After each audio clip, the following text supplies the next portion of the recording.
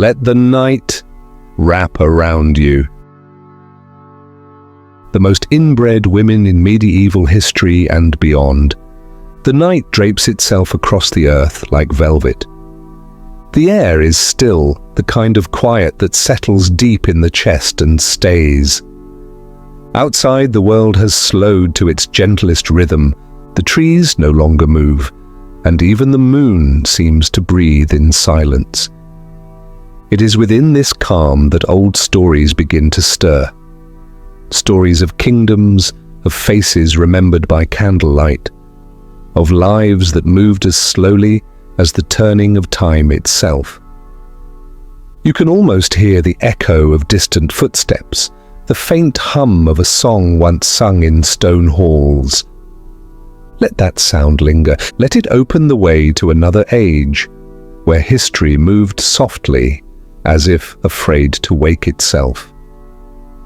In the long centuries of medieval Europe, power was not a storm but a slow river. It flowed through families, through vows, through the binding of names. Every union was chosen with care, every promise sealed with blood. Kings and queens guarded their lineage as though it were a sacred thread, one that must never fray. To keep it whole, they turned inward. Cousins joined cousins, uncles joined nieces, generation after generation, weaving themselves into a single, unbroken line. Across Castile, Aragon, and Austria, this pattern became a language of its own, quiet and absolute. And within that language lived women whose lives became its echo. Juana of Castile was among them.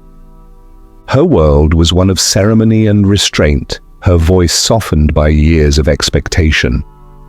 Her daughter, Maria Anna of Spain, continued that tradition, marrying her uncle Ferdinand III to preserve what her family had built. From their union came Charles II, frail, pale, the living reflection of a dynasty folded too tightly upon itself. Around them, Isabella of Habsburg and Eleanor of Austria walked the same measured path, each carrying the calm dignity of duty fulfilled. Farther west, Catherine of Aragon crossed the sea to England, her composure unbroken even as the tide of history shifted around her. Margaret of Austria governed with patience, her thoughts as steady as stone. Blanche of Castile guided France with quiet wisdom, her reign remembered for its balance, not its noise. Anne of Bohemia, Joanna of Naples, and Isabella Clara Eugenia lived through days chosen for them by others, yet moved through each one with grace. Their calm was not surrender. It was endurance. Later came Maria Theresa of Austria and Catherine de' Medici, women who held empires together while the old world trembled. They ruled not through force, but through silence, their power quiet, deliberate, and enduring. When the age finally faded, it did so gently, like a candle surrendering its last light. Now, the palaces rest beneath dust and air. The corridors hum with memory. The portraits on the walls watch without judgment. Their faces, like their stories, remain patient, timeless, and still. Outside, the world continues to turn, though you can no longer feel it. The past drifts closer now, no longer a place, but a quiet presence. Beyond these queens and their marble halls lies something softer, the small details of their days, the rhythm of their lives beyond the crown. Soon we will follow that path, the letters they wrote, the gardens they tended, the calm gestures that held nations steady. Each moment will move slowly, unfolding like the breath of dawn. For now let the air remain still. Let the story pause here, hovering between sleep and memory. The next chapter waits beyond the hush of the night, steady, patient, and near. Queens of blood and silence, the interwoven lines of medieval Europe. The night is deep and unhurried. Across the still fields of memory, the past stirs like wind through tall grass. The stars hang over Europe as they always have, steady, patient, and endless. Once, beneath this same sky, the kingdoms of the continent lived and breathed in slow rhythm. There were no borders of steel or fire, only fragile agreements held together by names, by marriages, by blood. Power was not shouted from thrones, it moved quietly, carried in the air between families, whispered through parchment and promise. In that age, the heart of Europe beat through its dynasties. The Habsburgs, the Trastámaras, the Valois, all sought not just glory, but permanence. For them, blood was legacy, and lineage was destiny. A daughter's hand could mend a kingdom, a son's marriage could prevent a war, and so, as centuries unfolded, the same families turned inward, binding themselves together again and again. Their blood became both treasure and trap, a symbol of purity and a quiet curse that moved unseen beneath the crown. Among these silent legacies were the queens who carried that inheritance, women born into palaces of gold and shadow. Their beauty was spoken of in letters and songs, their grace painted into frescoes and tapestries. Yet behind the silks and jewels lay the slow weight of expectation. They were bridges between realms, the threads that held the fragile cloth of peace. But as the generations folded back upon themselves, the threads began to fray. The price of perfection was written in the body. It showed itself not in battles lost, but in fragile bones, weary minds, and the soft fading of dynasties that had once seemed eternal. Juana of Castile was born into such a world. The daughter of Ferdinand and Isabella, she carried within her the strength and the burden of both Spain and Austria. Her marriage to Philip of Habsburg was not a union of hearts, but of thrones. Through her came a lineage that would shape the face of Europe for centuries. Yet that lineage, bound and reborn within its own reflection, would also carry the quiet consequence of too much sameness. Juana's descendants, Maria Anna of Spain, Ferdinand III, and the fragile Charles II, became living symbols of a dynasty slowly collapsing inward. Charles, pale and delicate, was the last pure Habsburg of Spain. His life was a whisper, the final echo of generations who had guarded their blood too carefully. Still, the tradition endured. Across courts from Madrid to Vienna, from Prague to Naples, alliances were drawn like intricate vines. Catherine of Aragon crossed the sea to England, bringing with her the calm dignity of Castile. She was daughter, sister, aunt, and in the endless weave of royal kinship, she was also cousin and link. Her marriage to Henry VIII was meant to steady the line of power between Spain and England. Instead, it became a turning point, the moment when the old order trembled beneath the weight of its own design. Beyond her, other women carried the same inheritance with quiet grace. Isabella of Habsburg, Eleanor of Austria, Margaret of Austria. Each ruled or guided lands that were both family and realm. They were steady presences in an unsteady world, their strength not in rebellion, but in endurance. Blanche of Castile governed France with patience and care, while Isabella Clara Eugenia brought peace to the Spanish Netherlands through gentleness rather than conquest. They were queens of composure, women whose lives were mapped by birth, not by choice. And yet, through their restraint, they preserved the fragile calm of Europe. The forests beyond their castles stood unchanged. Rivers moved beneath stone bridges built by their ancestors. Seasons passed, slow and constant, indifferent to the names of kings. Nature endured where bloodlines faltered. It whispered of balance, of renewal, of the quiet order that human hands often forgot. In the high gardens of Vienna and the orchards of Castile, petals opened and fell, the same cycle continuing, unbroken, unbothered by dynasty. By the 17th century, the cost of centuries of careful union became clear. The Habsburg jaw, the weakened frame, the fading vitality, these were not marks of nobility, but of nature reclaiming its law. The royal houses that had tried to perfect themselves had only mirrored their own decline. Still within that decline was beauty, the kind that exists only in silence, in the knowledge that all power, no matter how enduring, must one day soften. Maria Theresa of Austria rose at the edge of that fading world. She ruled with calm resolve, her reign a bridge between ages. Around her the empire still glittered, but the light had changed. Warmer, more human. Through her daughters the old threads of Europe continued to weave, yet the pattern grew looser, freer.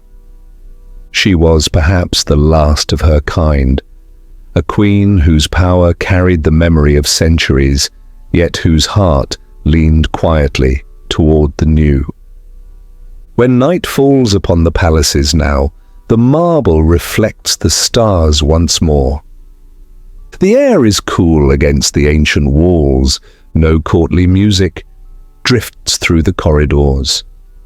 Only the murmur of wind through broken glass.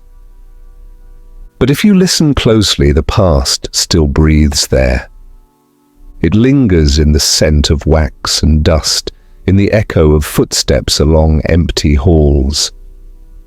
The women of those centuries remain, not as ghosts, but as echoes of endurance, their calm still woven through the story of Europe itself.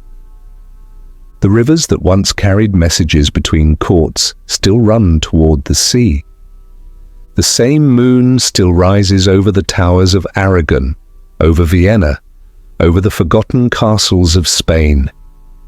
History, like nature, continues, its rhythm unchanged, its lessons soft and slow. And somewhere within that rhythm, the voices of those queens drift like leaves upon the water. They remind us that even in the grandest designs, the earth moves on, the air restores itself, and what remains is not power, but the quiet grace of time. Juana of Castile, the quiet queen. The dawn breaks softly over the hills of Castile, its light spreading like silk across the stone walls of the palace where Juana was born. The air is cool and thin, scented with dust, cedar, and the faint trace of roses that bloom in the courtyard below. A slow wind moves through the corridors, whispering along tapestries woven with the faces of kings and queens whose eyes never close. It is in this stillness that Juana's story begins, quiet, patient, and threaded with the weight of blood. She was born into the union of two monarchs who reshaped Spain, Ferdinand of Aragon and Isabella of Castile. From them she inherited not only a kingdom, but a legacy, one built on faith, ambition, and the intricate web of royal lineage that reached across Europe. Her childhood unfolded within walls thick with prayer and silence, surrounded by tutors and courtiers who spoke softly of destiny. Outside, the plains stretched vast and golden, endless beneath the slow-moving clouds. The horses grazed in fields once crossed by soldiers, and the bells of distant monasteries tolled like heartbeats. Juana would often walk among the gardens, her fingers brushing over lavender and thyme, her gaze lost in thought. She loved the still rhythm of nature, the flight of birds, the slow drift of leaves. Yet within her world there was no true solitude, only the quiet watch of expectation. Every movement, every word carried the echo of her name's weight. As she grew, her beauty became a reflection of her lineage: dark hair, pale skin, eyes like the Castilian dusk. Courtiers spoke of her gentleness, her intelligence, her ability to listen without speaking. But within her quiet heart, there was a restlessness, a longing for something beyond the corridors of ceremony. The world, however, had already chosen her path. When Juana came of age, her marriage was arranged to Philip of Habsburg, heir to the vast dominions of Austria and the Low Countries. It was a match not of affection, but of strategy, a bond to secure the alliance between Spain and the Holy Roman Empire. Letters were exchanged, portraits sent across kingdoms, and soon, without question, Juana's fate was sealed. She left her homeland on a grey morning, the sea stretching before her like a mirror of uncertainty. The wind carried the scent of salt and distance, and behind her the towers of Castile faded into mist. In the Netherlands, where Philip awaited, the air was colder, heavier with fog. The palaces were grand but strange, their gardens trimmed into shapes unfamiliar to her eye. Philip was handsome, admired, a prince with charm as quick as his temper. For a time, the union seemed bright. They walked beneath flowering trees, spoke in low voices at dusk, their shadows merging in the candlelight of the great halls. But the warmth of those early days did not last. Philip was restless, drawn to the pleasures of the court, to admiration and flattery that had little to do with his wife. Juana, deeply emotional and isolated in a foreign land, began to retreat into silence. Her love became something heavy, a tide that swelled and broke against the walls of her solitude. The Habsburg bloodline that joined them carried with it more than history. It bore the marks of generations intertwined, cousins wed to cousins, uncles to nieces, a dynasty bound too tightly by its own design. Within its golden thread ran a hidden fragility, a quiet undoing. The features of the family repeated themselves like echoes: the long jaw, the narrow frame, the pallor that seemed untouched by the sun. In Juana and Philip's children, the pattern deepened, the inheritance of beauty shadowed by the burden of repetition. Their youngest son, Charles, would later rise as Charles V, emperor of half the known world, yet even his power could not escape the trace of that legacy. For Juana, the years grew colder. When Philip's sudden death came, it struck her like the fall of winter. Grief folded her inward, and her silence deepened into the stillness that history would mistake for madness. She carried his coffin across the long roads of Spain, refusing to part from it, her love transformed into a ritual of mourning that no one could understand. The courtiers whispered of insanity, of jealousy, of obsession, yet perhaps it was only sorrow without a place to rest. Beneath the layers of legend, Juana was not a figure of madness but of memory, a woman who felt too deeply in a world that demanded restraint. Years passed, power slipped from her hands, taken by those who feared the strength of her presence. Her father ruled in her name, then her son, and she became a queen in title alone. The palace at Tordesillas became her world, its gardens her only horizon. Seasons turned quietly there, the rain tapping at the windows, the river murmuring beyond the walls, birds nesting in the old stone cracks. She would walk slowly through the courtyard, her steps echoing against marble worn smooth by time. Servants said she spoke softly to the wind, that she paused often to watch the clouds drift above the orange trees. In those years of stillness, Juana became part of the landscape itself, a shadow among shadows, a breath among leaves. The Habsburgs continued, their power spreading across continents, yet within their splendor the marks of inheritance deepened. Generations later, Charles II of Spain would embody the final echo of that long union of blood, frail, kind, and doomed by the very lineage meant to preserve his throne. Juana's story had already foretold it, that no empire, no matter how vast, could stand apart from the laws of nature. And so time moved forward as gently as a river. The palaces grew old, their walls softened by moss and sunlight. The banners faded, the crowns dulled to bronze, but the land remained. The wind through the plains, the scent of olive and pine, the slow rhythm of rain across the fields. In that stillness, Juana's presence lingers. Not as a queen or a madwoman, but as part of the earth she once walked. Her story hums quietly beneath the soil of Castile, in the breath of dawn, in the patient silence of history itself. Maria Anna and Charles II of Spain, the fragile legacy. The afternoon sun fell softly over the towers of Madrid, turning the air to gold and shadow. The city, alive with murmurs and footsteps, carried within its stones the long echo of dynasties. Beyond the river, the plains shimmered beneath the warmth of spring, olive trees swaying gently in the wind. Among the marble courtyards of the palace, a woman walked slowly, her gaze lifted toward the pale horizon. Maria Anna of Spain, queen and empress, daughter of kings, was both witness and vessel to the destiny of her house.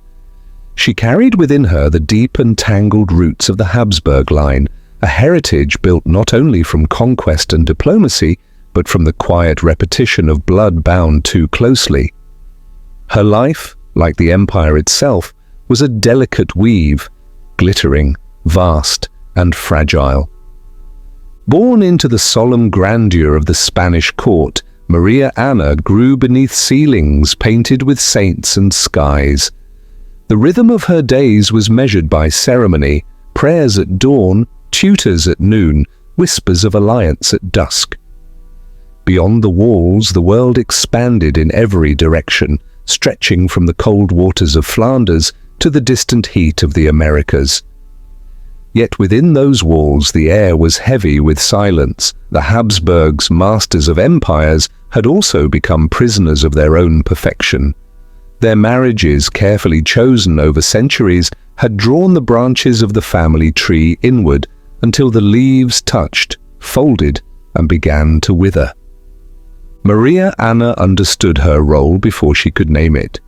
Her blood was history, her body a promise. When the time came, she was given in marriage to her uncle, Ferdinand III, the Holy Roman Emperor, a union meant to preserve alliances and purity. The court spoke of duty, of loyalty, of divine design. Few spoke of the cost.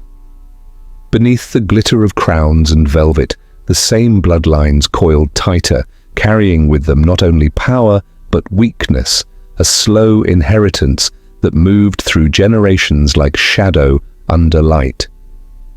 Maria Anna's marriage was calm on the surface, marked by restraint, by the solemn grace of two people raised to serve a destiny larger than themselves, but behind the stillness, the old patterns deepened. Their son Charles would inherit not only the empire's crown, but its quiet undoing. Charles II of Spain was born beneath soft bells and candlelight, the air thick with prayers for strength and survival. From his first breath, he carried the marks of centuries bound too close. His face bore the long Habsburg jaw, his body thin, his health fragile. The physicians spoke in low tones, their words cautious and uncertain. Yet in the stillness of the nursery, amid tapestries and gold-threaded blankets, the child was cherished, a symbol of hope for a line that had already begun to fade. Outside, spring rain fell gently on the palace gardens, the scent of orange blossoms drifting through the windows. It was a world of beauty wrapped around sorrow, a dynasty adorned with both splendor and decay. As he grew, Charles lived in a court heavy with ritual. The corridors echoed with the steps of priests, courtiers, and healers who came bearing remedies from every corner of the empire. He was watched always, guarded as though his breath itself were a relic. His mother, Maria Anna, guided him with a tenderness that carried both love and fear. She saw in him the final reflection of the Habsburg dream. The centuries of marriage and alliance that had bound Europe together now resting in the fragile rhythm of his heartbeat. She ruled beside him as regent, her hand steady, even as the empire began to crumble beneath its own grandeur. Beyond the palace, the land of Spain moved to older music.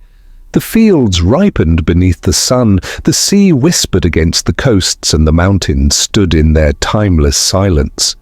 The people tilled the earth, prayed for rain, and lived by the pulse of the seasons. Nature, indifferent to the affairs of kings, carried on with its endless rhythm. But within the marble walls, the royal family's story grew quieter, more brittle. The vast power of the Habsburgs stretched thin across oceans, their armies weary, their treasuries hollowed by wars and pride. And at the center of it all stood Charles, gentle, pale, and endlessly watched.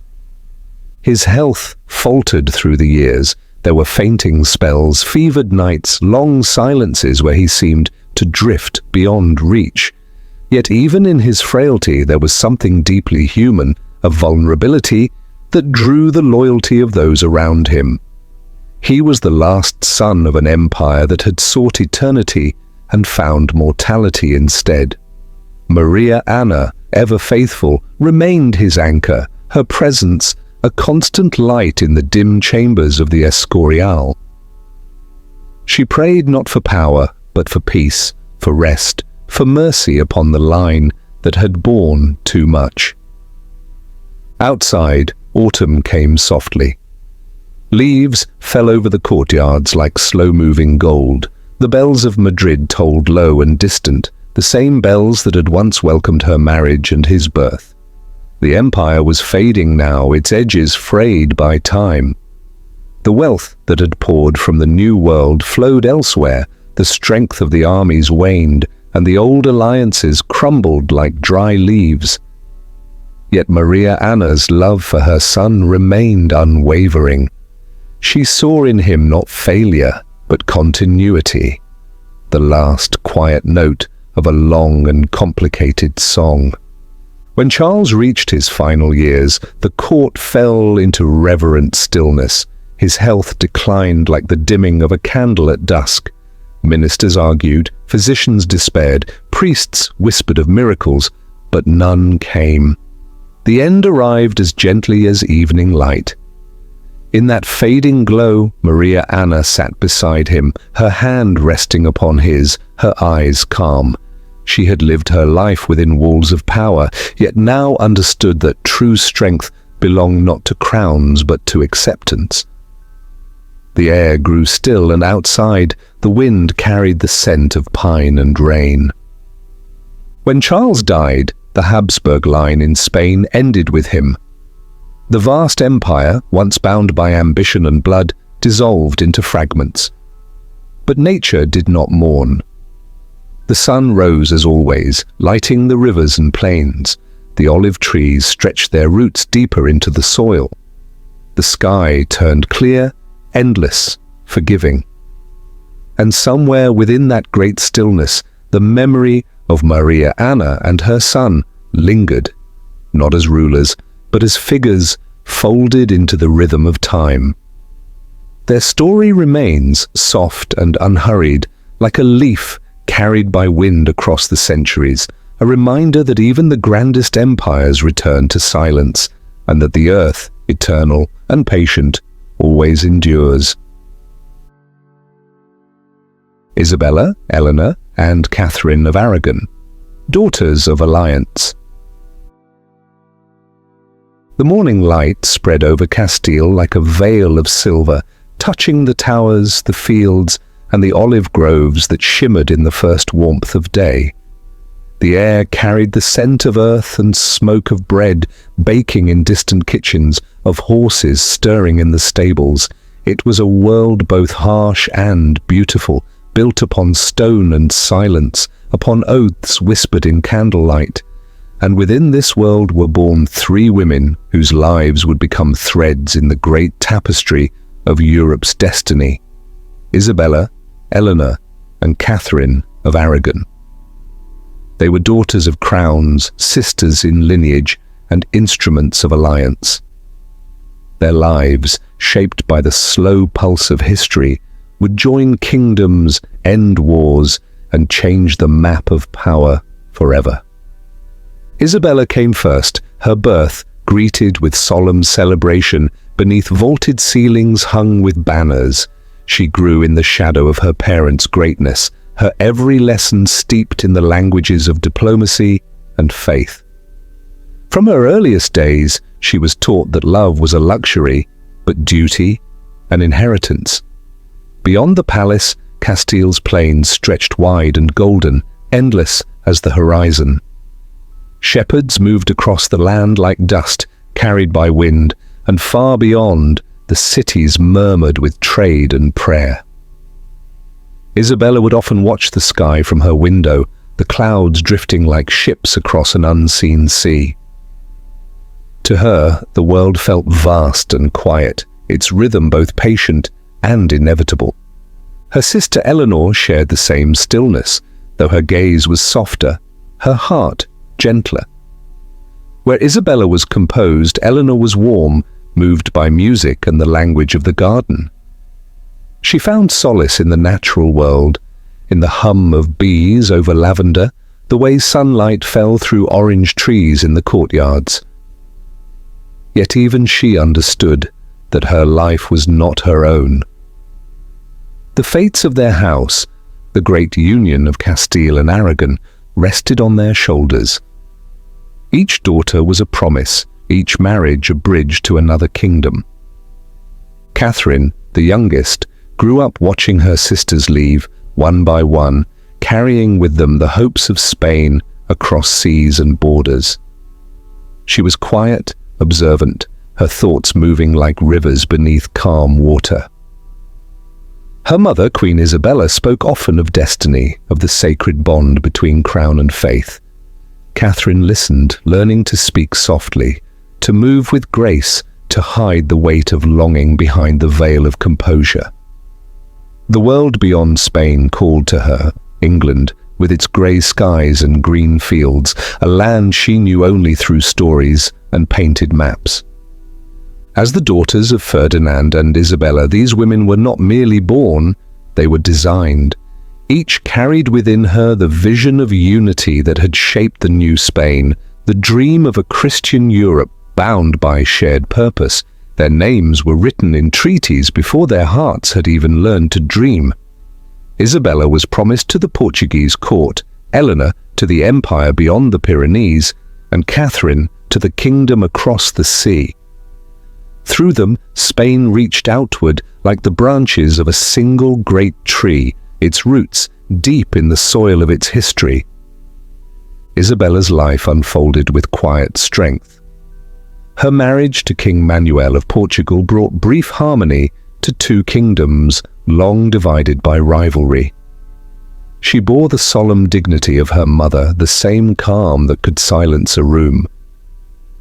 But her life, though gilded, was shadowed by loss.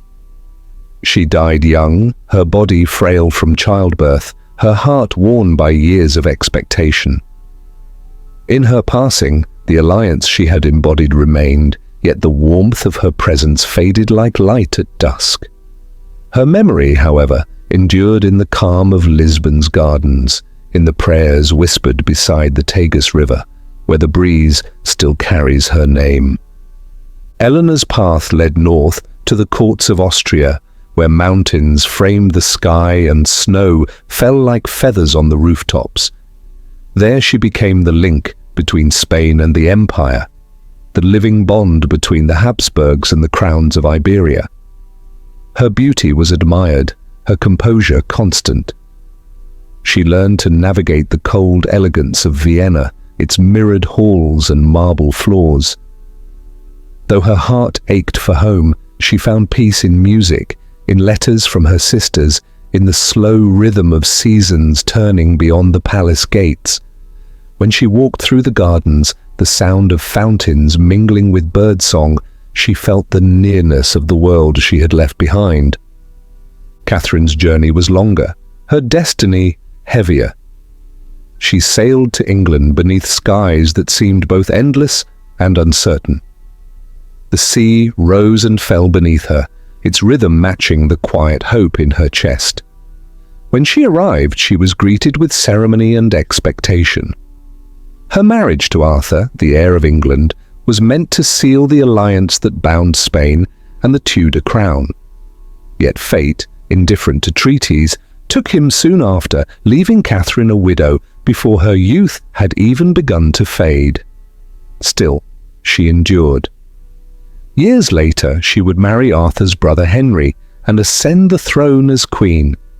Her grace, her faith, and her quiet strength defined her reign, even as the winds of change began to stir around her.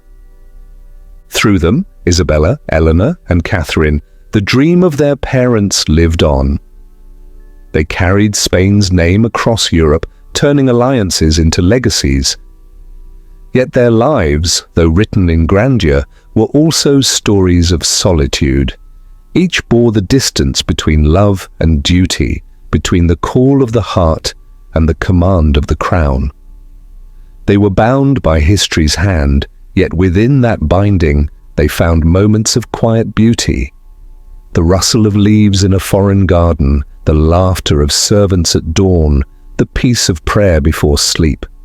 Now, centuries later, their names remain like constellations, small lights in the wide sky of history. The palaces they once walked stand still beneath the same sun, their courtyards filled with wind and birdsong. The olive trees of Castile still grow, their roots deep in the same earth that once held their footsteps. The rivers of Portugal, the snows of Austria, the green fields of England all carry traces of their journey. And though the crowns they wore have long turned to dust, the alliances they wove endure in the shape of nations, in the quiet continuity of time. Their story is not one of conquest or rebellion, but of harmony. The balance between power and patience, between empire and earth. Through them, Europe breathed in rhythm with destiny, and nature, eternal and forgiving, folded their memory into its embrace. And even now, when the wind moves softly through the plains of Castile, it carries their song, three voices joined by duty and devotion, forever part of the still enduring heart of history. Margaret of Austria and Blanche of Castile, the steady light of power. The morning mist drifted low across the fields of Flanders, curling around the riverbanks where reeds whispered against the current. The sun, still pale and uncertain, touched the spires of distant cathedrals with a light as soft as breath. In the hush of dawn, the world seemed to wait, the air balanced between waking and memory.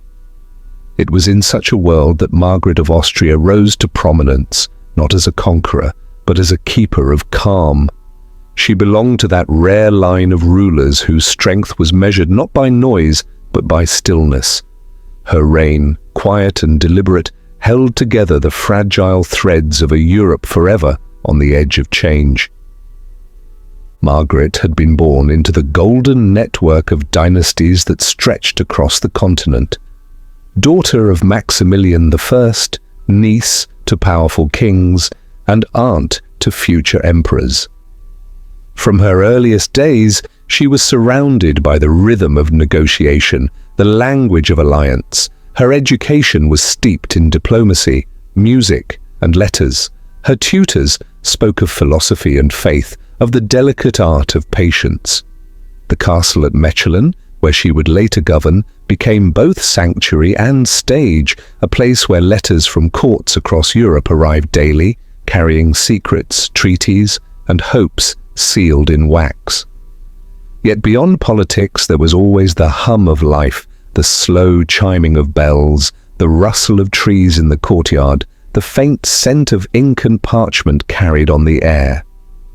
Her childhood was marked by loss, yet also by resolve. Betrothed young, widowed early, and denied the freedom to live as she might have wished, Margaret transformed sorrow into serenity. She dressed simply, her demeanor calm, her intelligence sharp as winter light. Those who came before her found not extravagance but composure. A woman whose words were weighed carefully, whose silences spoke with grace. Through decades of wars and shifting loyalties, she maintained the fragile balance of her territories, acting as regent for her nephew, the future Charles V. His rule was not of conquest, but of preservation. Where others built empires of ambition, she built one of endurance. In her court, art and learning flourished. Painters, poets, and musicians found refuge under her quiet gaze. She surrounded herself with gardens, fountains, and music, the sounds of peace echoing softly against the stone walls of her palace. Her days began before sunrise, often with prayer or reading, her mind turning like a wheel between matters of faith and governance. When letters arrived from Spain or France, she read them slowly, letting meaning unfold as gently as a petal in morning dew. Her patience was not passive, it was strength disguised as stillness. Beyond her borders, the world was restless. Armies gathered, treaties faltered, kings grew impatient. Yet Margaret remained an anchor, her counsel sought, her judgment trusted. When envoys spoke of her, they described her not in the language of fear, but of respect. She ruled with clarity and calm, her decisions rarely impulsive, her demeanor never cruel. She was, in her quiet way, a woman who carried the weight of empires on her shoulders without allowing the world to see her strain. Far to the west, another woman of equal strength shaped her realm with similar calm, Blanche of Castile, Queen of France. Where Margaret governed through diplomacy, Blanche ruled through devotion. Her power was the steady flame that burned behind the throne of her husband Louis VIII, and later, as regent for her son, the future sainted King Louis IX. France in her time was a land of shifting loyalties, of lords and vassals bound by fragile oaths. Yet under Blanche's guidance, it became a kingdom of order. She ruled with a mother's patience and a monarch's precision, weaving together law, faith, and restraint into a harmony that endured long after her death. Blanche's childhood had been shaped by Spain's sunlit plains and the solemn grace of her mother, Eleanor of Aquitaine. From both lands, she inherited balance, the warmth of southern fire, tempered by the discipline of northern reason.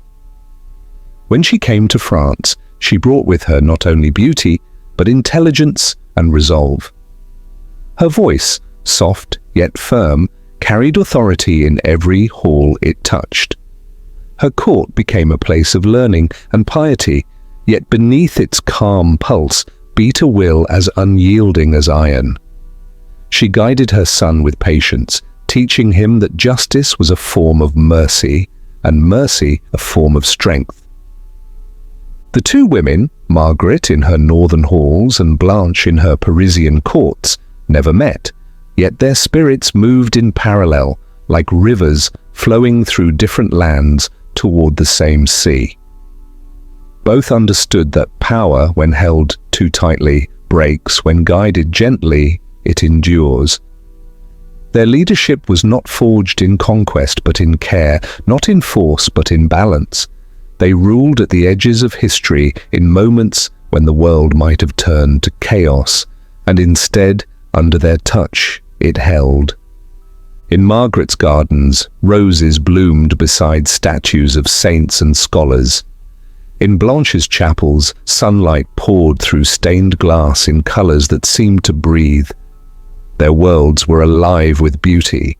The hum of bees, the sound of quills upon parchment, the distant rhythm of footsteps echoing through long corridors. To live under their rule was to feel the slow assurance of order, the peace that grows from wisdom rather than fear.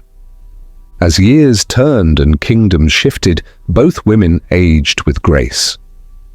Margaret's hair turned silver like the rivers that wound through her provinces. Blanche's eyes dimmed with time, but never lost their clarity. Each watched the world they had guided grow and change, knowing that their legacy would not be carved in stone or gold, but in the quiet stability they had nurtured. Now, centuries later, the places they touched still hold their memory. The gardens of Mechlin still bloom in the rhythm of her design. The cathedrals of France still echo with Blanche's hymns. The air, the light, the slow murmur of rivers all carry a trace of their steadiness. Their names remain not as emblems of power, but as reminders of calm. Margaret of Austria and Blanche of Castile, two women of intellect and serenity, two hearts steady against the storms of history. Their reigns were quiet seasons between tempests, their influence a bridge between worlds. They remind us that greatness can exist without noise, that wisdom often wears the face of patience, and that the earth itself moves more surely in silence than in fury. In their memory, the wind still moves softly across the fields, the light still bends gently through the windows of old palaces, and time, ever faithful, keeps their stories alive, calm, enduring, eternal. Anne, Joanna, and Isabella, Clara Eugenia. The continuity of blood and power. The sun rose gently over the plains of Europe, spreading its pale warmth across rivers and cities that had known the weight of crowns for centuries. The light touched marble, stone, and gold, gliding softly over towers and gardens where history still seemed to breathe. The air was filled with the quiet hum of life. Birds stirring in the rafters, wind moving through trees, the distant chime of bells marking another dawn. In this calm unfolding of time, three women carried the thread of a dynasty that refused to fade. Anne, Joanna, and Isabella Clara Eugenia, each a link in the long chain of royal blood, each born beneath the weight of inheritance and expectation. Their lives were not storms of conquest or cries of revolution, but steady rivers that carried power forward with grace and endurance. Anne's story began in a court where gold and silence coexisted, where the corridors whispered with plans older than memory. She was born into the Habsburg web of alliances, a living promise of unity between kingdoms that shared both triumph and fatigue.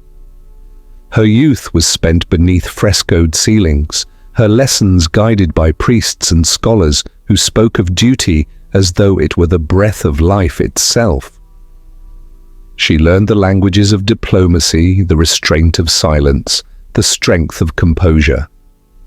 The gardens outside her window were wide and geometric, reflecting the order her family prized above all else.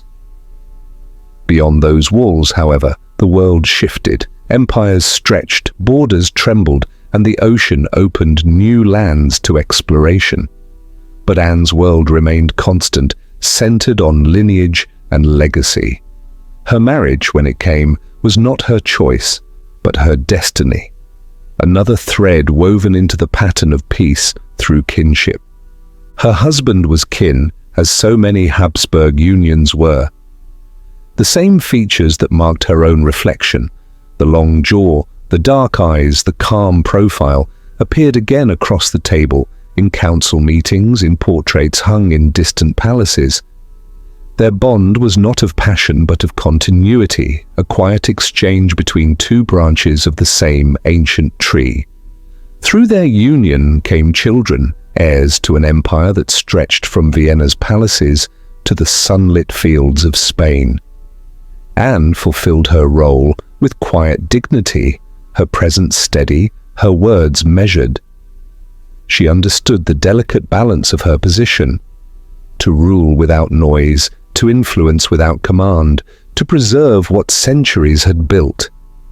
Her life was one of patience and ritual, yet within it lay the quiet strength of purpose. She was both woman and symbol, both mother and mirror of a dynasty that believed eternity could be shaped through blood. Joanna, born in another generation yet bound by the same current, inherited this sense of still endurance. The daughter of kings, she came into a world already shaped by expectation. Her education was meticulous: Latin, philosophy, music, diplomacy, all the tools of a ruler's mind. She grew among courtiers and ambassadors, each day a lesson in observation, each gesture a rehearsal for the life that awaited her. But unlike many of her lineage, Joanna possessed a mind that moved beyond ceremony.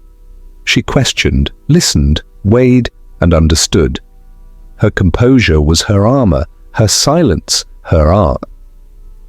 When her marriage was arranged, again within the circle of kin, she accepted it with the grace of one who understood the nature of her world. The Habsburg bloodline, folded upon itself for generations, had become both blessing and burden. It brought legitimacy, but also fragility. Joanna bore the knowledge of both. Her union continued the chain, uniting distant courts, reaffirming the map of alliances that had been drawn and redrawn since the days of her ancestors. She moved between cities that bore her family's crest, between chapels that echoed with familiar hymns. Her reign, like her mother's before her, was marked by quiet governance and measured words. She knew that peace, though fragile, was an achievement worth any sacrifice. Through diplomacy and patience, she maintained balance between empires, always on the edge of envy. In the evenings, she would walk through her gardens, her thoughts mingling with the scent of cypress and roses. She looked upon the horizon and understood that the world turned slowly but inevitably, and that her purpose was to guide it with steadiness, not force. Isabella Clara Eugenia came as the soft echo of these generations, yet she would shine with her own light. Born into splendor, she inherited not only wealth but responsibility to govern, to heal, to preserve. Her father, King Philip II of Spain, saw in her both wisdom and warmth, a rare balance of intellect and gentleness. From an early age, Isabella was taught the art of diplomacy, the patience of rule, and the poetry of restraint. Her eyes, calm and watchful, absorbed everything: the rhythm of the court, the subtleties of power, the quiet language of alliances. When she came of age, she was sent to rule the Spanish Netherlands alongside her husband, Archduke Albert.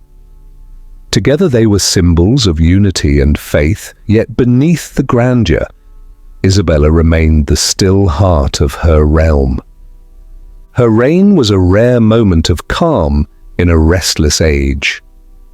The wars that had scarred the Low Countries softened under her leadership.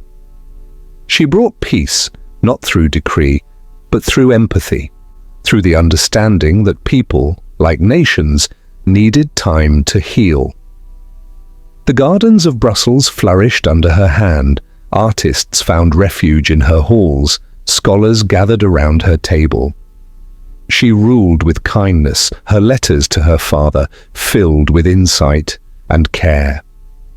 When Albert died, Isabella did not crumble. She continued to lead, her strength turning inward, her rule quiet but unwavering. She became the embodiment of endurance, a reflection of all the women before her who had carried the dynasty through centuries of change. Through Anne, Joanna and Isabella, Clara Eugenia, the thread of royal blood remained unbroken. They were not conquerors but stewards, not warriors but keepers of peace. Their lives, though bound by duty, moved with the rhythm of the earth, slow, patient, enduring. They lived through seasons of war and winter, yet always returned to spring. They watched empires rise and fade, yet held their purpose steady as stars. Time, which consumes all, seemed to move gently around them. Now their palaces stand silent beneath the same sky that once watched their reign. The halls echo only with wind, the gardens bloom without witness, the portraits gaze upon rooms filled with dust and light. But their presence lingers, in the calm of stone, in the order of nature, in the quiet pulse of history.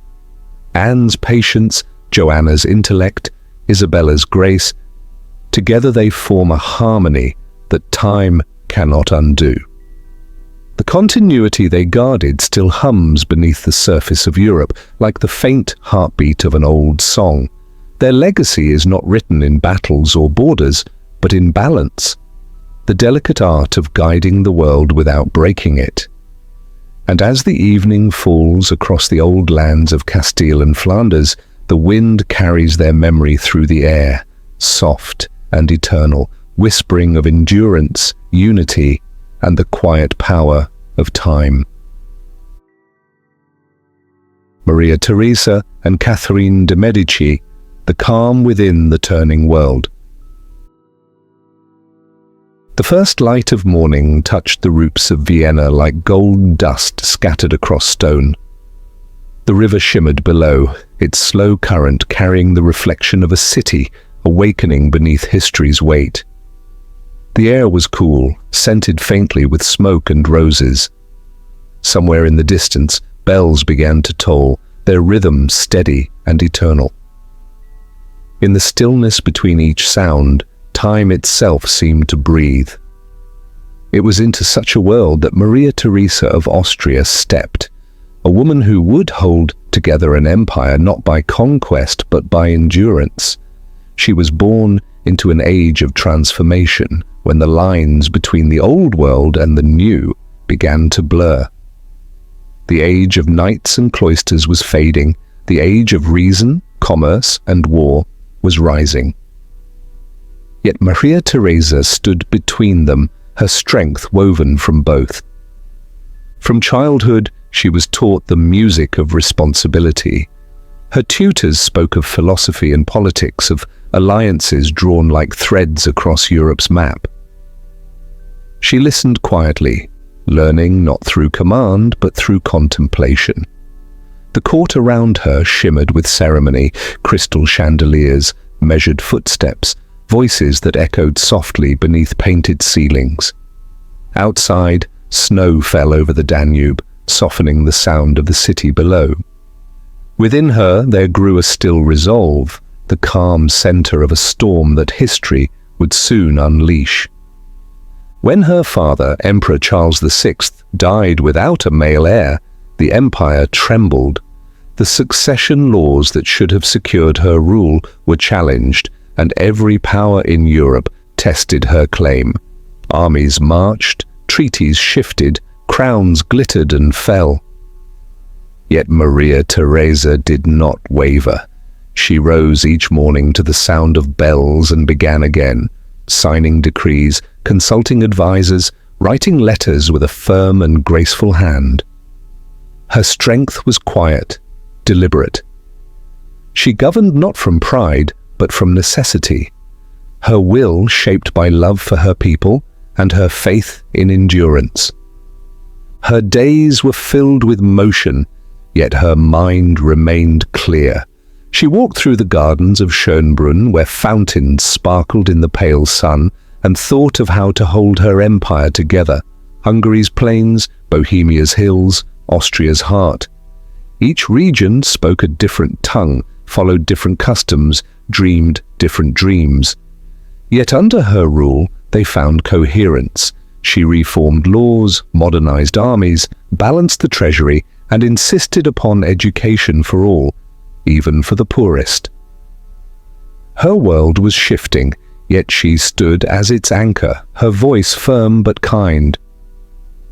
To those who served her, she was both mother and monarch. To her enemies, she was a mountain, immovable, serene, inevitable. But Maria Theresa's power was not born of isolation. She was surrounded by the pulse of life, her 16 children, her husband Francis Stephen, her ministers and scholars. The palace, though grand, often echoed with laughter, with footsteps, with the soft cries of infants who would one day inherit her world. She wrote letters filled with tenderness and reason, speaking of family as much as politics. Even as wars burned at her borders, she found peace in small moments, the warmth of sunlight on her desk, the scent of lilacs in the courtyard, the simple joy of continuity. Her reign became a bridge between centuries, the last breath of the old order and the first light of the new. Across the mountains to the west in another century, but within the same great rhythm of change, another woman walked through marble halls and candlelight, Catherine de' Medici. Florence had been her cradle, a city of beauty and intrigue, where art and ambition danced in equal measure. From her earliest years, she learned that survival was an art form, that patience could wield as much power as armies.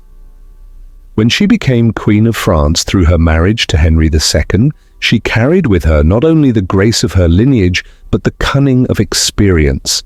France in her time was a land divided by faith and ambition. The Reformation had carved deep lines across the hearts of her people. The court was a garden of alliances, each flower concealing thorns. Yet Catherine moved through it all with composure. Her eyes, sharp and observant, missed nothing. Her gestures were soft, her tone measured, her thoughts precise as clockwork. She believed in balance, between power and mercy, between faith and tolerance, between fear and reason. To rule such a realm required not passion, but poise. When Henry died, leaving her to guide her sons through the turbulence of regency, Catherine became the silent axis upon which France turned. She ruled not from the throne, but through the corridors, through counsel, correspondence, and quiet design. Her presence steadied a kingdom on the brink of collapse. Those who misunderstood her called her manipulative. Those who understood her called her necessary. She built peace as others built cathedrals, stone by stone, decision by decision, always aware that one misstep could bring everything down. Her legacy, like Maria Theresa's, was shaped not by conquest, but by endurance. She faced rebellion, betrayal, and loss, yet continued to weave order out of chaos. The gardens of the Louvre bloomed under her watch, the arts flourished, and the architecture of France bore her imprint, graceful, symmetrical, alive. She corresponded with scholars and ambassadors, spoke of astronomy, medicine, and the balance of the stars. For Catherine, governance was not merely command, it was understanding the movement of the world and guiding it gently toward harmony. Both women, though separated by time and empire, were mirrors of one another. Maria Theresa, the empress who rebuilt the Holy Roman Empire through wisdom and reform. Catherine, the queen who preserved France through foresight and faith in order. They stood at the threshold between eras, where the medieval spirit of divine right gave way to the dawn of human reason. Their strength lay in balance, to be firm without cruelty, compassionate without weakness, visionary without pride. In their presence the world seemed to pause, the rivers flowed as they always had, mountains stood in silence, and history, vast, relentless, turned gently beneath their touch. Even now the palaces they shaped remain. The corridors of Schönbrunn still hold the echo of Maria Theresa's footsteps. The gardens of the Tuileries still bloom beneath Catherine's invisible gaze. The air, the stone, the scent of earth and light, all carry the trace of their steadiness. Time moves on, yet their calm endures. They remind us that true power is not thunder, but tide, not flame, but the slow, constant breath of the world itself. In their memory, the wind across Vienna's hills and the dawn over Paris share the same rhythm, soft, patient, eternal. Sleep and ancient rituals, the quiet language of rest. Before the cities and their endless noise, before the walls and the lights that push back the dark, humanity learned to listen to the silence of night. The first people looked toward the stars and felt a calm descend, a rhythm older than memory itself. In that stillness they found rest, not only of the body but of the spirit. Sleep, to them, was not merely absence, but presence, a journey inward, a return to balance, a bridge between worlds both seen and unseen. The wind carried the lullaby of the earth, and each dream was believed to be a whisper from something eternal. Among the river valleys of Mesopotamia, where reeds swayed beside slow waters and the moon rippled across the Tigris, sleep was a ritual observed with care.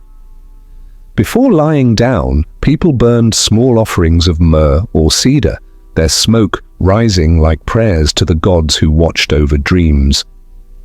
It was said that the goddess Nanshe guarded the threshold of slumber, guiding souls gently through the night.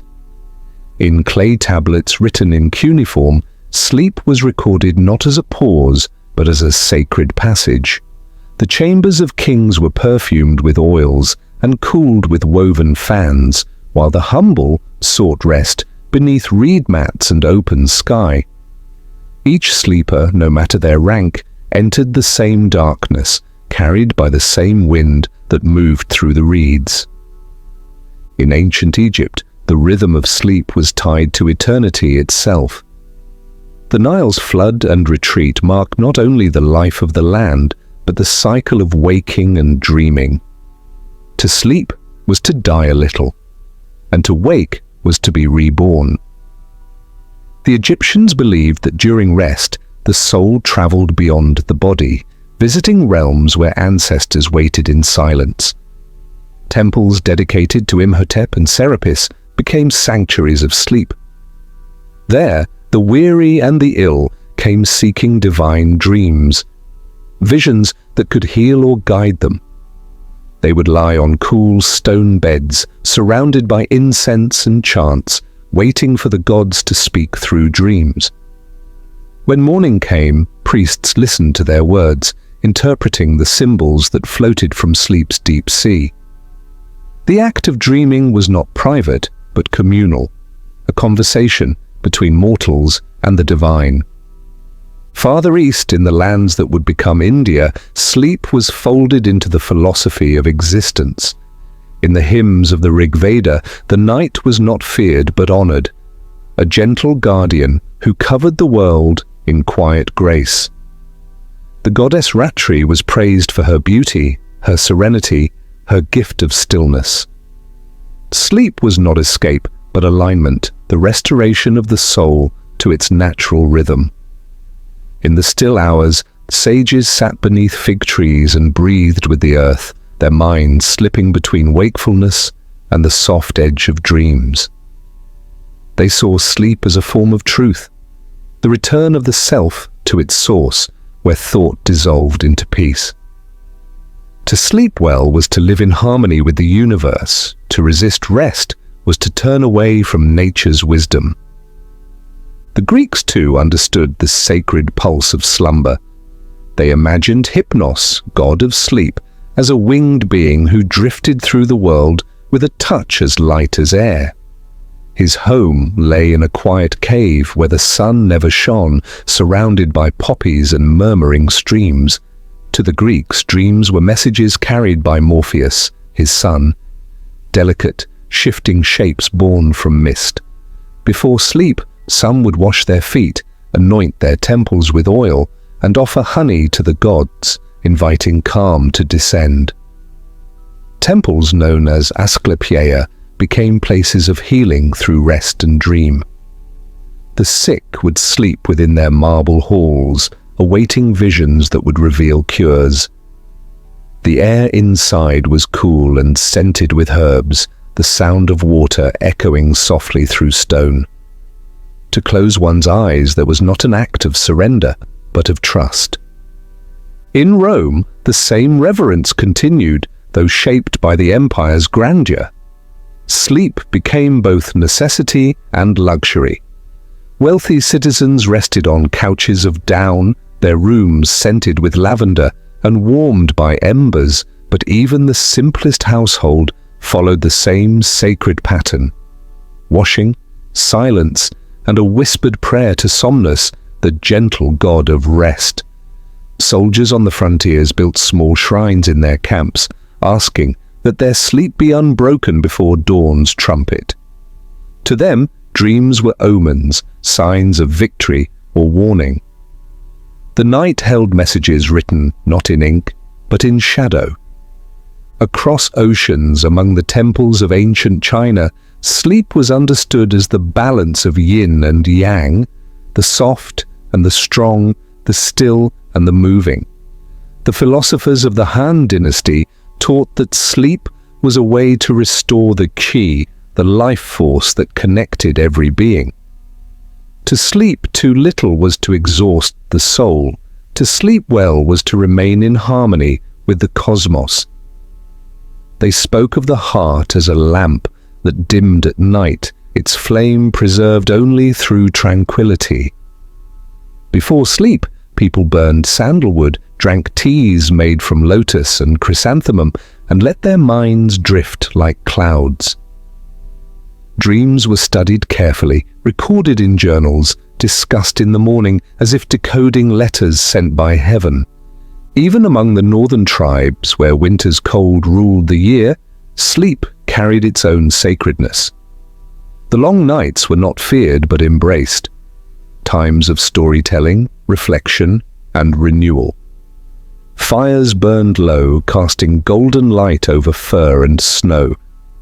The elders spoke of dreams as messages from the ancestors, guiding the living through hardship. Sleep was their bond with those who had come before, their way of listening to the wisdom buried in silence. When the wind howled across the ice, they closed their eyes and trusted it to carry their spirits safely through the dark. Across every culture, sleep was the same quiet thread weaving through humanity's tapestry. It was the one ritual shared by all: kings and shepherds, warriors and poets, mothers and children. The stars witnessed them equally, their light falling softly on temples and tents alike. In those ancient nights, without clocks or glass or noise, sleep was not stolen, but invited. People surrendered to it with reverence, as one would to prayer or music. The heart slowed, the breath deepened, the soul floated free. And perhaps, even now, something of that ancient rhythm remains. Beneath the hum of cities, beneath the pulse of electric light, the old silence still waits. The silence that the ancients knew, where sleep was sacred and dreams were messages from the world beyond sight. When the night comes and the wind turns gentle, we return, as they did, to that quiet language of rest, to the soft breathing of the earth, to the calm that remembers us, and to the timeless ritual of closing our eyes and finding peace. Dreams in ancient civilizations, the mind's quiet journey. When the world was young and the nights were deep, humanity turned its gaze inward. The stars shimmered above like scattered thoughts, distant yet familiar, and beneath their patient glow, dreams unfolded as the quiet language of the soul. Across the ancient continents, long before the hum of machines or the glare of artificial light, sleep was sacred, and dreams were understood as a mirror, not of gods or prophecy, but of the hidden landscapes of the mind. The ancients listened not for divine voices, but for the whisper of their own hearts carried through the still waters of rest. In the valleys of Greece, where olive trees bent beneath the wind and marble temples rose against a sky of endless blue, philosophers began to ask, not what dreams foretold, but what they revealed.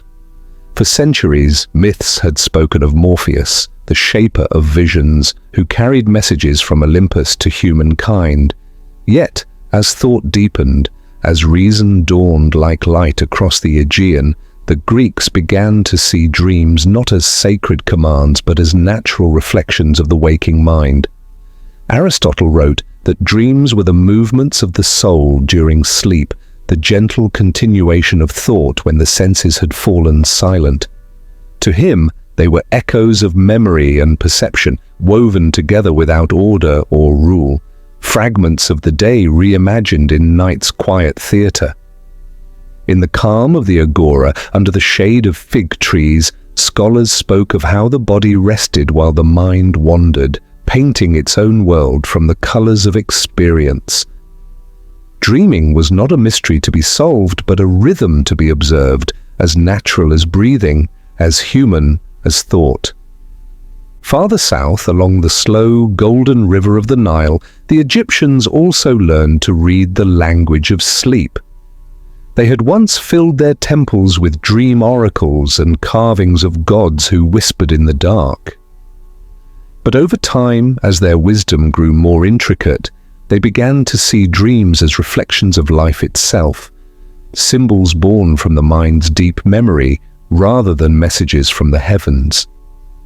The scholars who studied medicine in the House of Life recorded that dreams came from the balance or imbalance of the body, from the humors that shaped health and thought.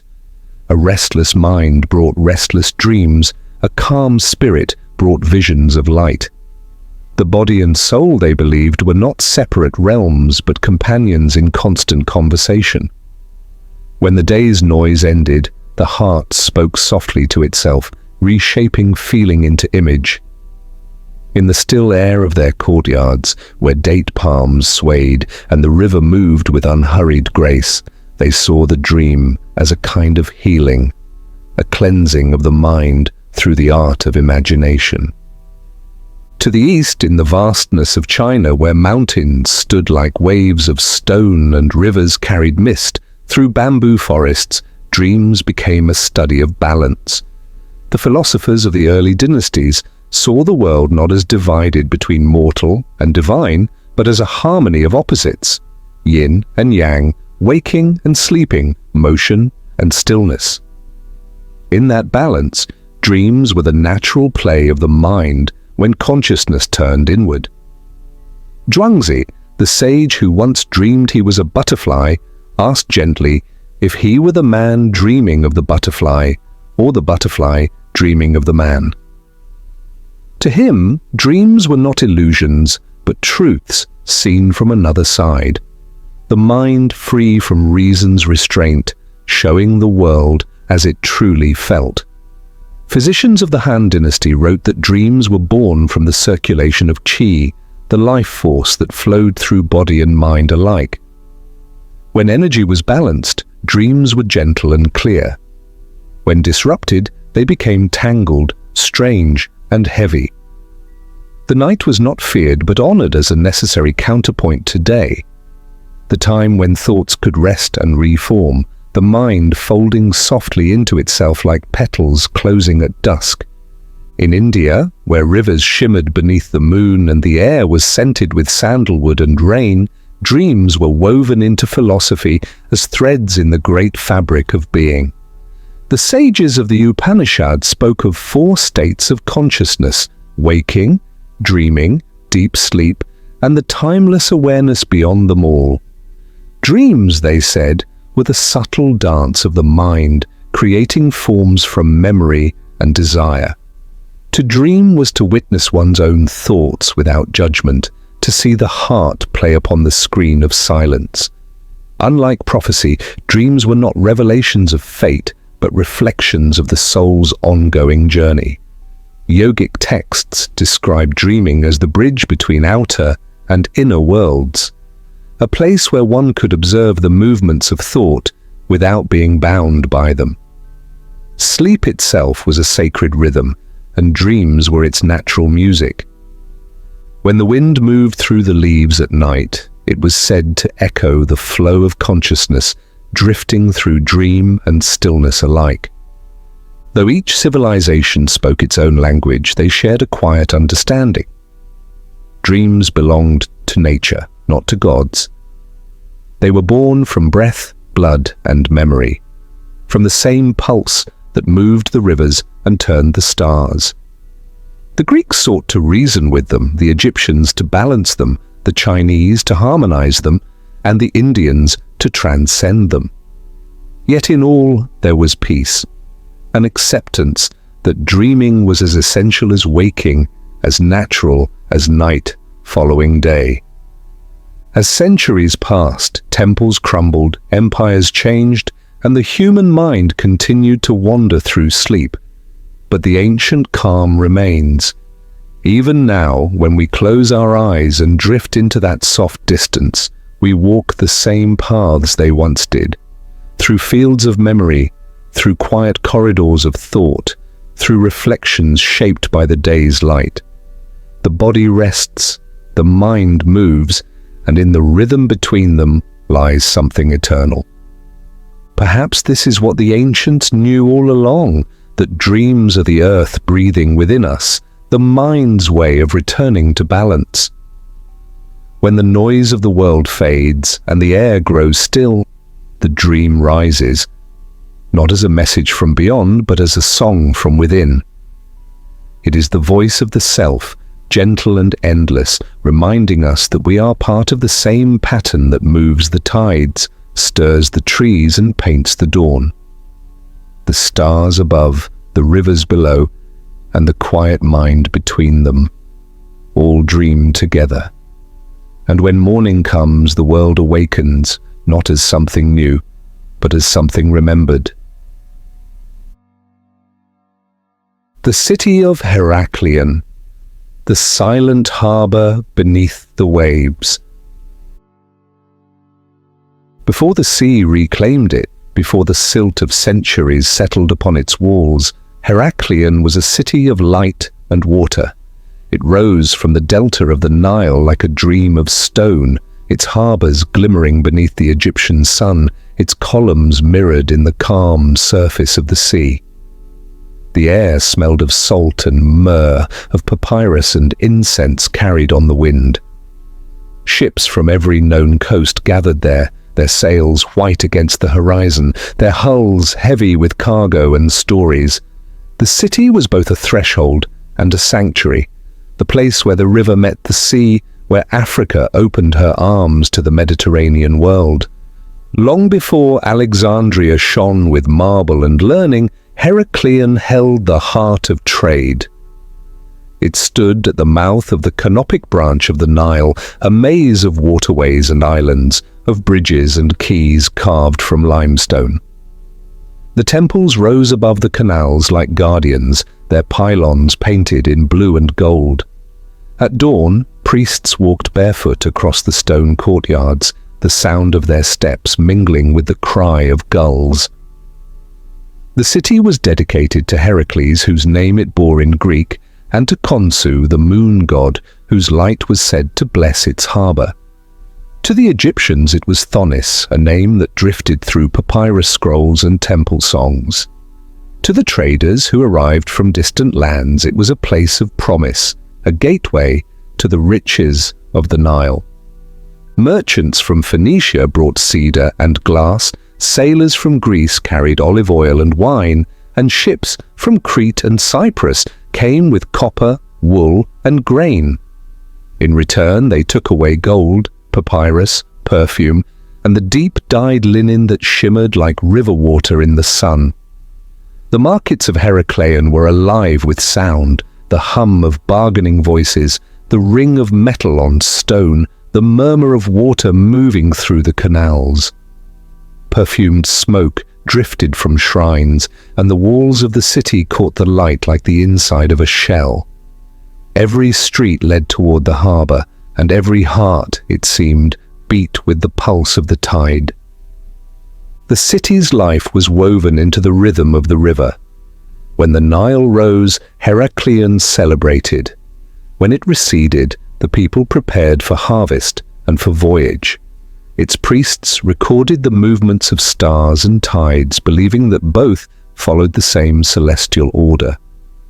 In the evenings, as the sun melted into the sea, fishermen lit torches along the quays, their flames reflected in ripples of bronze and blue.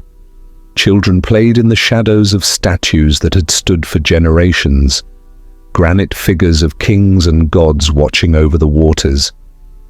To live in Heracleion was to live between two worlds, land and sea, Egypt, and the wider world beyond. The city's temple to Amun-Gerib was among the grandest in Lower Egypt. Pilgrims came from across the kingdom to offer gifts, to seek blessings, to touch the sacred relics said to contain divine power.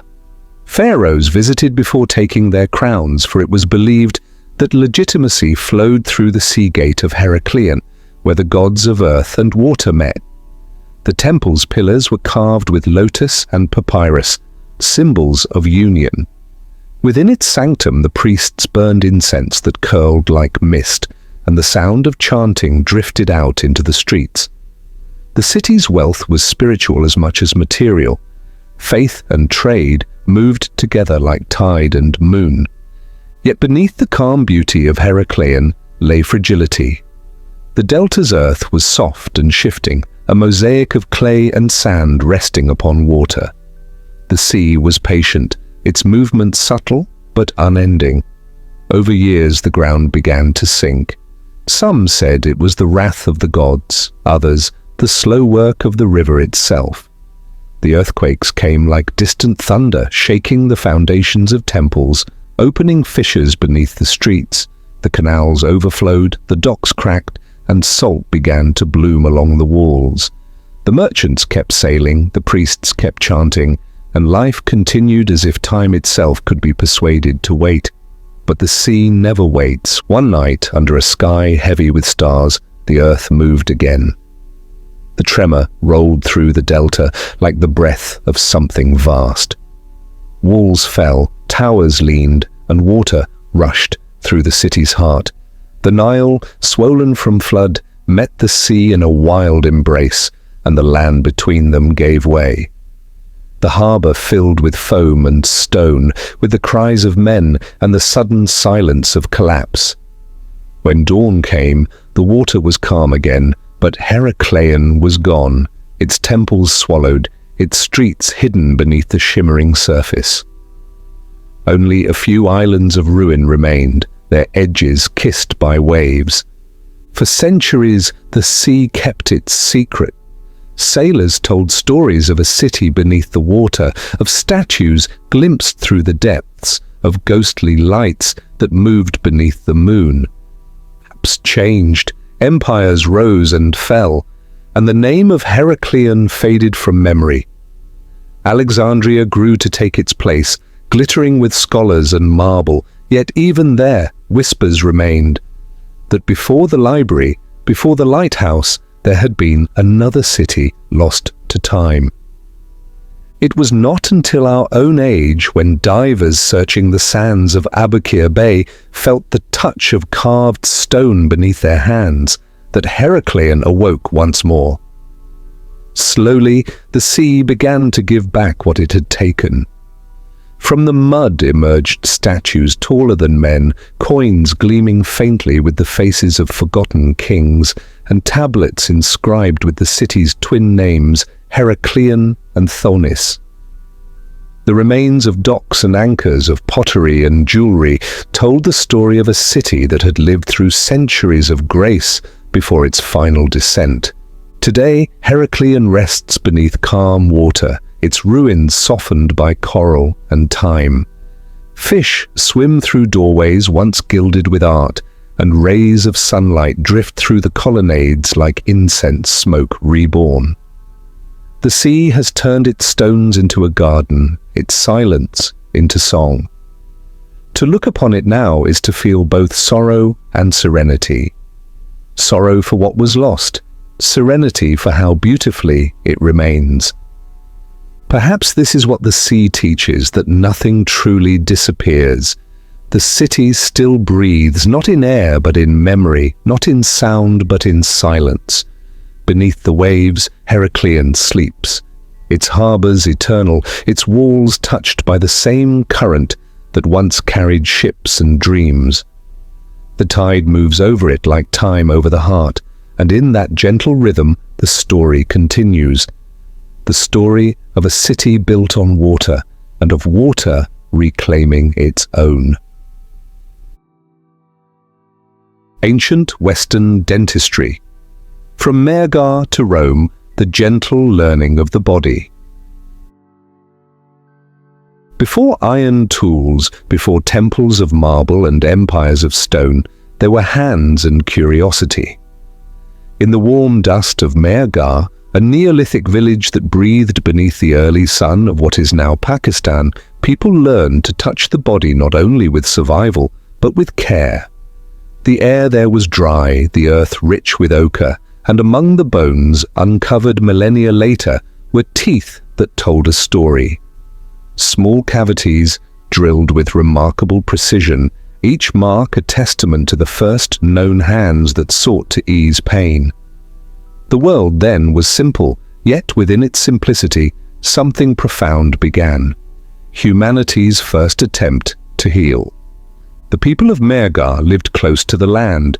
Their tools were made of flint, shaped by patience rather than power. When they drilled into a decayed tooth, it was not through knowledge of anatomy, but through intuition, through the understanding that pain could be relieved by releasing what was trapped inside. Their dentistry was both art and instinct. Tiny bow drills turned gently, guided by muscle memory and belief. There was no written science, no theory of medicine, only the wisdom that grew from observation, from the rhythms of the body mirrored in the earth. When they rested from their work, the wind moved through the fields of barley, and life continued, unchanged, but deepened. Centuries flowed like rivers. The dust of Mehrgar gave way to the stone of Mesopotamia, where cities rose and cuneiform began to capture thought. In these ancient lands, healing became ritual, bound to both spirit and reason. The Sumerians spoke of toothache as the work of a worm that lived within the tooth, a poetic reflection of decay before its cause was understood. Yet even in that myth lay curiosity, the first effort to explain what could not yet be seen. Clay tablets recorded incantations and treatments, rinses of beer and herbs, poultices of crushed roots, whispered prayers to drive the pain away. It was medicine that belonged as much to the temple as to the home. The healer was part priest, part craftsman, and the patient trusted the balance between the tangible and the divine. To the west, along the Nile, Egyptian medicine carried this curiosity into new precision. The physicians of the pharaohs, known as those who heal the mouth, recorded ailments of the teeth in the Ebers Papyrus, the oldest surviving medical text. Written in graceful hieroglyphs, it spoke of swollen gums, aching jaws, and remedies made from honey, malachite, and resin. They filled cavities with crushed barley and dates, wrapped aching teeth with linen soaked in soothing oils. In the shadow of pyramids and temples, where the air shimmered with heat and incense, the care for the human body became sacred work. The same hands that mummified kings also tended the living, learning that the mouth was a doorway, a place where life entered and language flowed. As time moved onward, Greece inherited the question of the body and gave it form. The philosophers and physicians there turned from prayer to observation. Hippocrates wrote that health was a balance of humours: blood, phlegm, yellow bile and black. And the teeth, like every organ, were governed by that balance. He spoke of hygiene, of rinsing the mouth with wine, of keeping the gums strong with herbs and salt. Aristotle, in his quiet observation, noted the differences between animal teeth and human, seeing in their shapes the pattern of life itself. For the Greeks, medicine became both art and reason, a harmony between the senses and the mind. The human body was a universe of order, and within its design, even the smallest tooth held purpose. From Greece, knowledge sailed across the sea to Rome, where practicality met ambition. The Romans, inheriting both Greek philosophy and Egyptian craft, turned medicine into discipline. They built aqueducts to bring clean water, baths to purify the skin, and instruments of bronze and silver to treat the body. Among their physicians, the study of the mouth took new form. They cleaned teeth with powdered pumice and vinegar, polished them with rough cloth, and extracted those beyond saving with iron forceps heated to sterilize. Pliny the Elder wrote of remedies drawn from nature, the ashes of mice mixed with myrrh, the root of mandrake to ease pain. Though crude to modern eyes, these were steps toward understanding. The Romans believed the body could be restored through balance and design, that pain was not punishment, but problem. In their bustling cities, amid the sound of chariots and fountains, dentistry became both necessity and skill. The wealthy sought whiter smiles, the soldiers relief from infection, the poor whatever mercy they could afford. Street-side healers carried small boxes of tools, their trade as old as the marketplace itself. The hum of conversation in Latin mingled with the cries of vendors, the hiss of oil lamps, the clink of coins.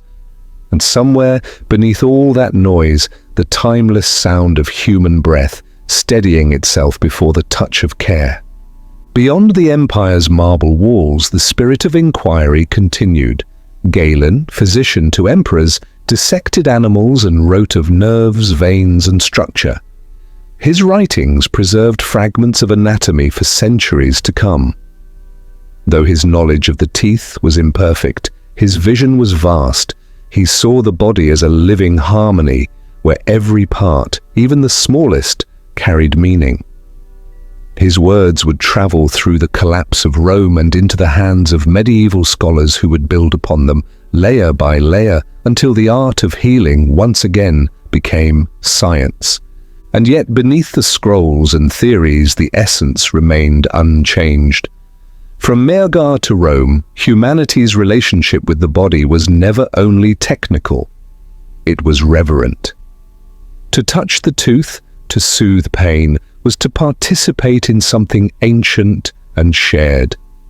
The patient's trust, the healer's concentration, the flicker of a flame beside the bed, these were the constants of medicine. The tools changed, the theories evolved, but the heart of it was always the same, the desire to understand and to comfort. Now, as these centuries stretch behind us like the lines of a fossilized jaw, the story of ancient dentistry feels less like history and more like memory. The stone tools of Meagar, the papyri of Egypt, the scrolls of Greece, the bronze instruments of Rome, each marks a step in the long dialogue between curiosity and compassion. Beneath all of them runs a single thread, the belief that the human body, though fragile, could be mended through care. When night falls over the ruins of those old cities, the wind moves softly across broken columns and sunken courtyards. Somewhere, perhaps beneath the sand, lie the remains of another jaw, another story of pain relieved by gentle hands. And if one listens closely, the past still hums, a quiet rhythm of breath and touch, of knowledge born from wonder, of the ancient wish that has never faded, to ease, to heal, to understand. Ancient Eastern dentistry, the harmony of care and balance. In the East, medicine was born not from conquest but from listening, to the wind, to the pulse, to the quiet language of the body itself. Where Western hands carved instruments of metal, the East turned first to balance, to the understanding that health was the stillness between forces, the rhythm of breath in harmony with the earth. In this world, the care of the teeth was not separate from the care of the soul. It was a reflection of life's order, a whisper of how one lived, ate, and breathed within the great circle of nature. In ancient China, the wisdom of healing flowed like the rivers that shaped the land. The physicians of the early dynasties spoke of the body as a garden through which energy, or qi, moved like wind through leaves. The teeth, they taught, were roots of the bones, and their strength revealed the health of the whole body. When qi was balanced, the teeth stood firm and white. When it was blocked, decay and pain followed. The Huangdi Neijing, the Yellow Emperor's classic of medicine, described this harmony in calm strokes of ink, a system of life that bound the heart to the mouth, the breath to the bones. Preventive care was a way of life. Morning rinses with salt water, gentle massages of the gums, the brushing of teeth with powders made from herbs, ginseng, or crushed bamboo. Each act was slow, deliberate, respectful, a daily ritual as natural as sunrise. The Indians, too, saw the body as a temple of balance. In the sacred texts of Ayurveda, health was the equilibrium of doshas, vata, pitta, and kapha, forces that moved through body and spirit alike. The mouth, they said, was the mirror of this balance. A clear tongue, firm gums, and white teeth were signs of harmony, while bad breath or pain revealed deeper dissonance. The ancient healers prescribed oil pulling, the slow swishing of sesame or coconut oil each morning, to cleanse toxins and strengthen the senses. Neem branches, with their bitter taste, became both toothbrush and medicine, their fibers massaging the gums and purifying the breath. These were not small acts, but quiet prayers, moments of connection between the individual and the living world. Across Asia, from the valleys of the Indus to the mountains of China to the islands of the Pacific, the idea of dental care was woven with gratitude and respect. The herbs, the oils, the minerals, all came from the same earth that nourished body and mind. To tend to one's teeth was to honor the self, but also to thank nature for its gifts. Ancient healers did not seek control over the body, they sought to live in harmony with it. Illness was not punishment, but imbalance, and every act of care was a way of returning to stillness. And so, as centuries passed, these traditions endured, gentle, enduring, and wise. The East never forgot that healing begins not with force, but with awareness, not with fear, but with understanding. Even today, when we brush our teeth in the quiet of morning, some echo of that ancient rhythm remains, the breath of history within the touch of our own hands. The quiet continuation of time. Now the night grows quiet. The stories, the voices, the cities and their lights all fade into the same soft horizon. The air slows and the world exhales. You have walked through centuries tonight, through dust and sea and memory. And now, it is time to rest. The hands that built temples, carved stone, and held tools have long since turned to dust. Yet the mark they left remains, in the lines of walls beneath the sand, in the traces of art and craft that time could not erase. Each generation laid its piece upon the earth, then stepped aside, and another followed.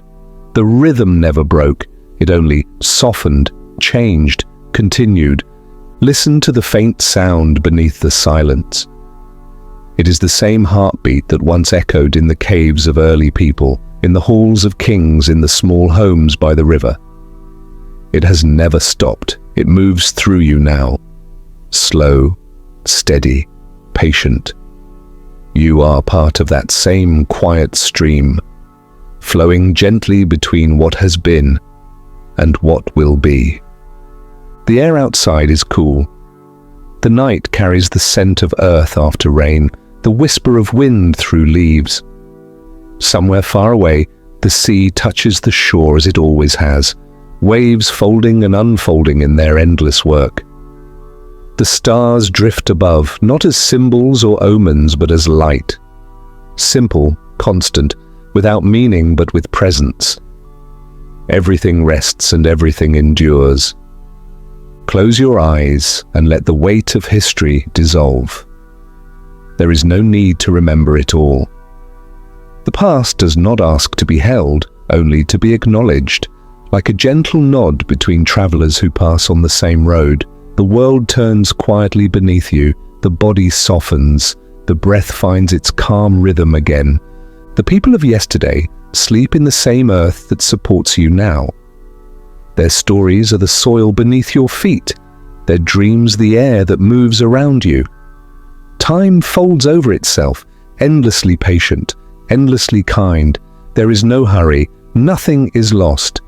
Everything becomes part of the same long breath of existence.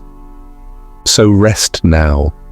Let your mind drift like dust in light, like leaves in slow-moving water. Let the past and the present fade into the same calm shade. You have reached the end of this path, and it is enough. The night waits for you, still, vast, and gentle. You are safe. You are part of time, and it will all continue. Sleep well.